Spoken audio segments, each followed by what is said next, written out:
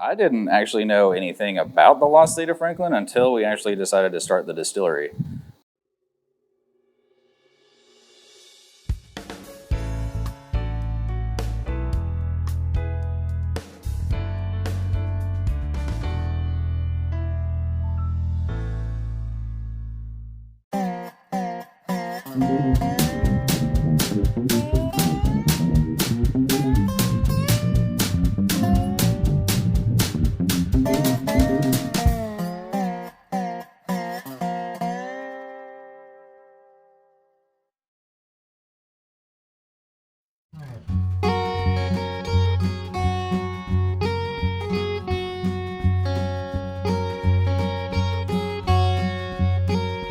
Five, four, three, two, one. Some may get lost in the taste, but you certainly won't get lost when looking for Lost State Distilling. Located right beside Bristol's iconic sign, Lost State Distilling just recently opened their doors to the public. Here's Nick and Joe Bianchi to tell us more about their distillery. Initially, we started this whole thing out. I had an interest in beer brewing, and then from there, I actually started to drink whiskey. Like literally drink whiskey as opposed to shooting whiskey. And I found all the little nuances that you have with whiskeys. I kind of went down the rabbit hole into the whole distilling world because I realized that whiskey, just as much as wine, has so many different variations for everything. And it just kind of sparked my interest down that way. And I'd always kind of wanted to have my own business anyway.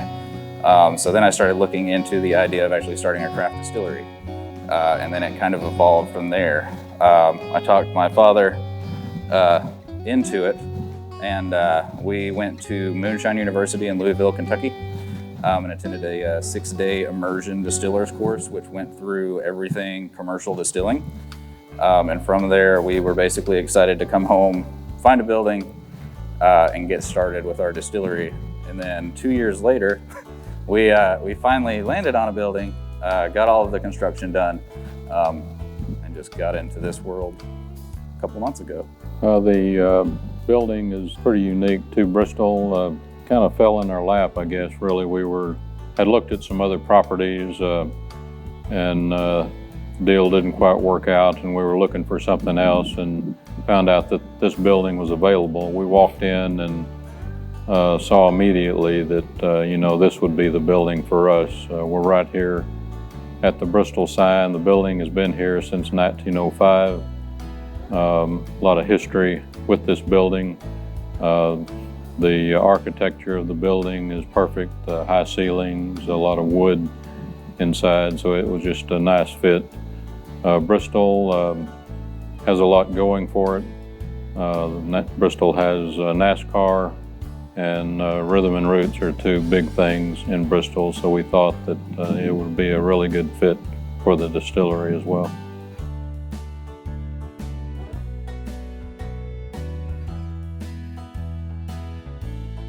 We currently only have 2 fermenters. In our small still, we can only distill through one of those in 6 days, so we don't mash in every day. But generally the process is, if we're making rum, we use panela sugar, which is evaporated sugarcane juice. So we order that in 55-pound bags. And then whenever that comes in, we put it in with hot water to mix it all together. And then throw it into our fermentation tank and let it ferment out. And we can ferment as fast as 3 days, but where it takes us 6 days to actually distill, we do it in that amount of time, just so that we don't have anything actually just sitting around with it. And then the off times, we make gin. And our gin starts with a grain neutral spirit because we want a very neutral base. And we source that from a company just because we don't have the equipment to distill high enough to actually get a true neutral. So that just involves putting the neutral into the still and then loading up our gin basket, and then we load that up with the botanicals, and then the vapor comes through, extracts all those oils from those botanicals and makes the gin. So we're generally distilling about every day. Usually only making mash right now about once a week, somewhere in there. It's essentially beer brewing, And we just take it an extra step further. So we start with, depending on what we're making, if we're making whiskey, we'll start with our mash bill, which is corn, wheat, and barley. We'll cook that, convert all those starches that's in those grains into sugars, transfer them into our fermentation tanks, and let it ferment out. So essentially beer making.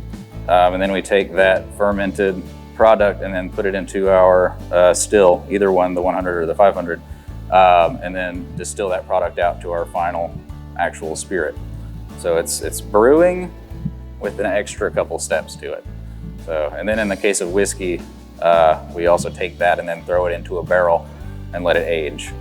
And the product that we are actually coming out with is going to be 4 years before it's ready.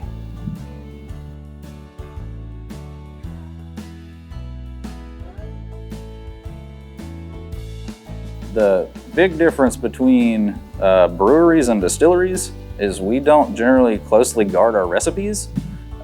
Distilleries, because I can't make somebody else's product, it's near impossible just because of the amount of factors that go into it.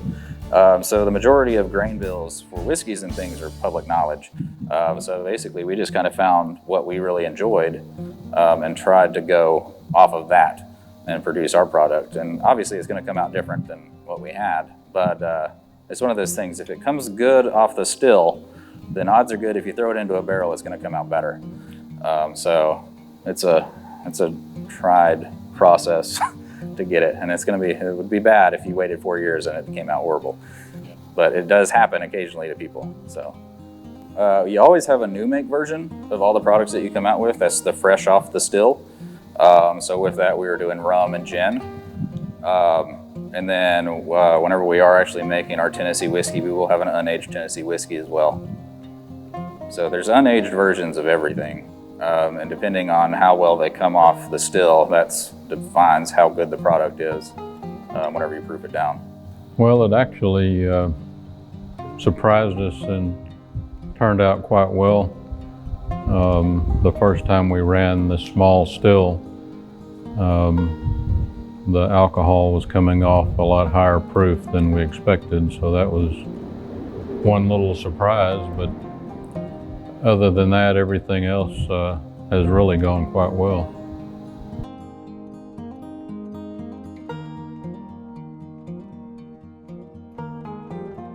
Everything that we do here is based off of the lost state of Franklin. So our area of Northeast Tennessee, originally in 1784, seceded from North Carolina with the intent of becoming the 14th state of the United States. We went through some trials and tribulations with that, had a battle towards the end, and then eventually just got reabsorbed back into North Carolina, and then a few years later became the actual state of Tennessee, or part of the state of Tennessee. So, but everything that we do is based off of that. So our Franklin 4 series, which is straight bourbon, a blended whiskey, and a maple whiskey, is called Franklin 4 because it existed for 4 years. Then we have Nolichucky Jack rum, which is our silver rum, and that's named after John Sevier, who was the governor of the state of Franklin and then the first governor of Tennessee. And then we've got Secession Gin, because we were the first secession in the United States of America. And then we've got a vodka that is getting ready to come out called Andiron Vodka. And it's actually based off of our area here, named after James King. So we actually named it after him because he started the first ironworks in Bristol, oddly enough, in 1784. So it works out very well, and that's why we named it Andiron. Yeah, I didn't actually know anything about the lost state of Franklin until we actually decided to start the distillery. But history's always been like an interest to me anyway. And then finding out all of the stuff that actually happened here in a 4-year time span in our actual area, I mean, it's just unique in itself. And that just kind of inspired to go forward with that. Because we wanted to do something that hits close to home for us. And I mean, what better than trying to become a state?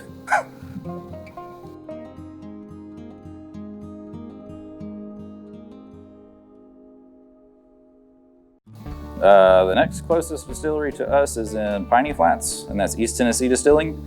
There's, in our area, there's East Tennessee Distilling in Piney Flats, Tennessee Hills in Jonesboro, Hook and Ladder in Kingsport, and then Appalachian Heritage is also in Bristol as well. So we have a handful here. But it's in comparison to breweries, there are a whole lot less distilleries, and that's mostly because of the regulation that's around spirits as opposed to beer. Because everything that we do is very highly regulated by the federal government and the state government as well. And it's a little bit more of a stepping stone to try to get into distilling as opposed to brewing. So that's one of those things. But the next biggest distillery would be in Sevierville, and they're primarily all moonshine. But you do have a scattering of some that do bourbons and stuff as well. It is a wide range of people that come in. We do have the people that are very big bourbon lovers and sit there and sip the bourbon and enjoy everything that we've got. We've also got people that come in and are more gin people. It's one of those things. We get a lot of different people, and the majority of it has been locals around here, just because we've kind of built a good headline of local people. But we are getting a lot more tourists as well. A lot of people that come in just happen, they actually are going to the Bristol sign to take a picture, and then they see that we're open, and it's like, oh, well, let's go in here and see what this is. So then we walk them around, they do a tasting, and try all our products. So it's a very broad range of people. We don't have anybody like one particular group specifically.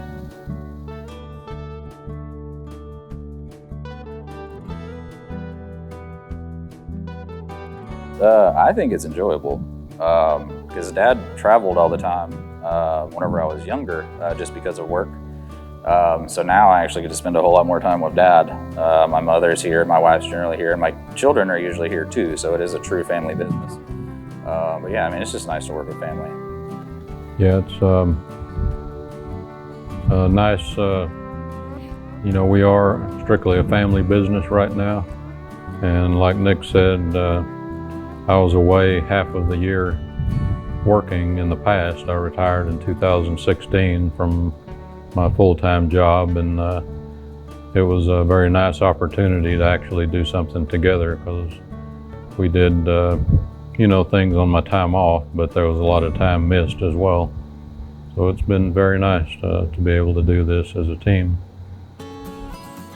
Well, it's always it's a scary thing to start your own business, just because you have no idea how well you're going to do, and then going from a secure job to a very unsecure job that you don't know the future of is intimidating. But it's one of those things. We have a passion for what we do, so we believe that everything will go forward very well, and we hope for the best. We're available for tours here, so customers can come in and we can discuss all of our equipment, the process, how we make everything. We also have a tasting room where they can sample the products, and we also do retail sales. We do distribute to the retailers in the Bristol area right now, and we'll be expanding out throughout Tennessee as time goes on. But we're trying to make this an experience for people that come visit Bristol. We are going to be expanding as far as what we offer here in the distillery. We have additional space that we're going to continue to develop, and we're actually going to have an event space and full bar in the future, hopefully the very near future. And with that, we will be doing general cocktails, and we hope to have music daily. Rhythm and Roots is kind of our test bed for the music scene, because we do have a band that is going to be here on Saturday of Rhythm and Roots. So that's a test to see how that goes. But we hope to do something, be a lot more event oriented in the future, hopefully the very near future.